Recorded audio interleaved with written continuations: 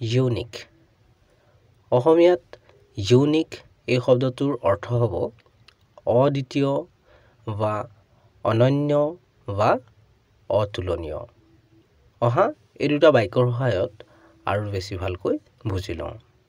is persons signature is unique